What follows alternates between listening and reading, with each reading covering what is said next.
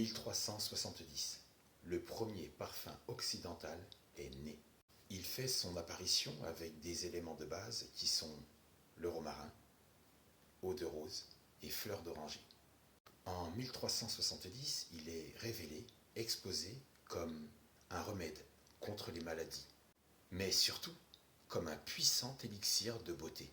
La légende raconte qu'un ermite en aurait fait cadeau à Donna Isabelle, la reine de Hongrie, qui à cette époque a 72 ans. Elle l'a utilisé pendant 1 an, et atteinte d'une vieillesse avancée pour l'époque, elle recouvre sa santé, sa forme, mais surtout la beauté de ses 20 ans. Et depuis, la solution dans ce flacon s'appelle l'eau de la reine de Hongrie.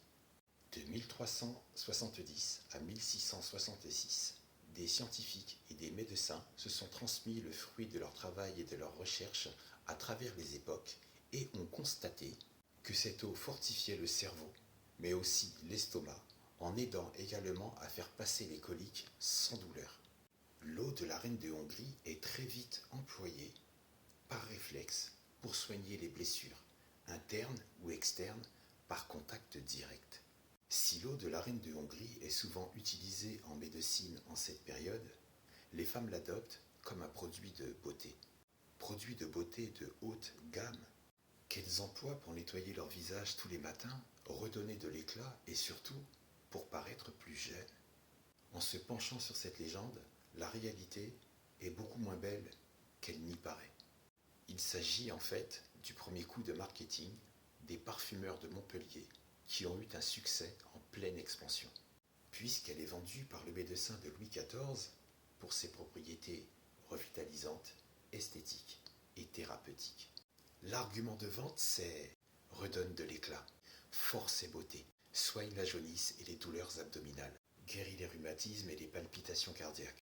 Un coup de génie, premier buzz, premier coup marketing par les parfumeurs à Montpellier. Vanter une substance en provenance d'un pays lointain fait rêver les clients. Du deux en un. En plus d'être un parfum dit exceptionnel, il est proposé comme un élixir, un remède miraculeux. Un remède fait à partir de plantes qui étaient et sont encore disponibles en France. Une belle histoire pour attirer l'attention du consommateur sur le produit qu'on veut lui faire vendre. Et ça fonctionne à merveille parmi tous ceux qui ont envie d'y croire. Car aujourd'hui, plusieurs enseignes, et notamment Parfum Nicolas de Bari, la proposent à 210 €.